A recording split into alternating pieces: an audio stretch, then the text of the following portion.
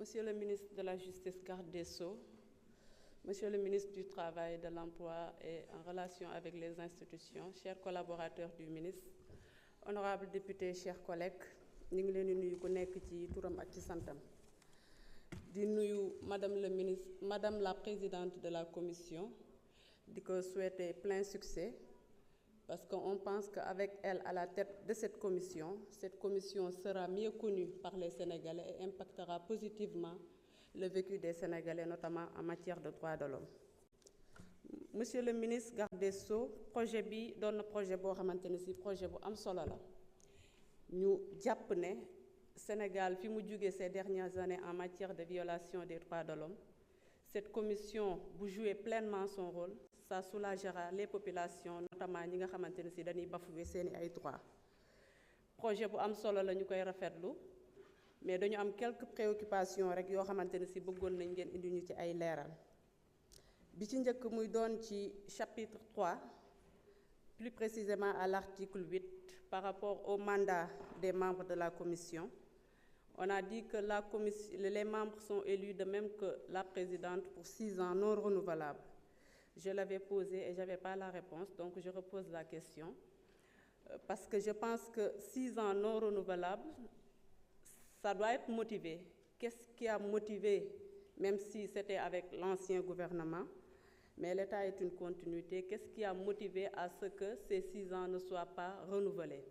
D'autant plus que quand on ne renouvelle pas, on est obligé de reprendre à zéro. À chaque 6 ans, on est obligé de changer de président, on est obligé aussi de changer des membres. Est-ce que cela participe réellement à la stabilité de la commission? L'autre question, c'est par rapport au chapitre 2, notamment sur les attributions. On a dit que sur les attributions, la commission de procéder à des visites des lieux de privation de liberté sans préjudice aux autres mécanismes.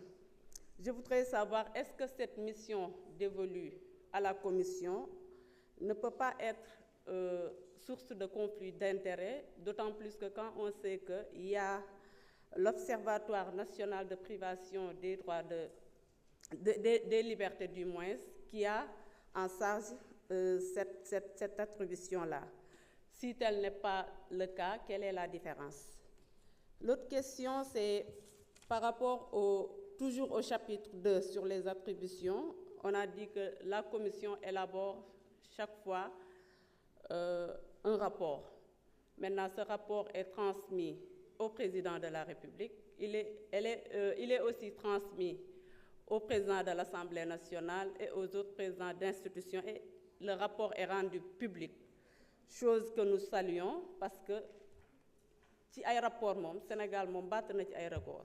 On publie, mais après il n'y a pas de suite boo xamante ne ci suite bu favorable la bu mën a permettre de concrétiser le travail qui est en train d'être effectué par cette commission-là ou bien par les autres institutions. Sur ce, est-ce que la commission, après avoir transmis peut-être les dossiers au ministre, est-ce que la commission a droit de regard ou bien peut faire le suivi nécessaire pour que les recommandations ou autres doivent être appliquées?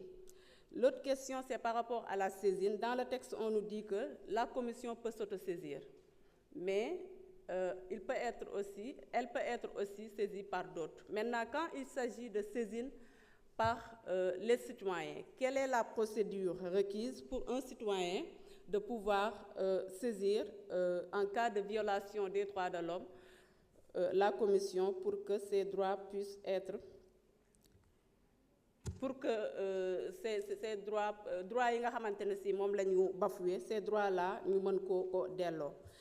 C'était les quelques préoccupations que j'avais pour le projet de loi, tout en souhaitant encore une fois à Madame la Présidente plein succès, parce qu'on sait qu'avec vos compétences, vous pourrez amener la Commission à jouer pleinement son rôle. Je vous remercie.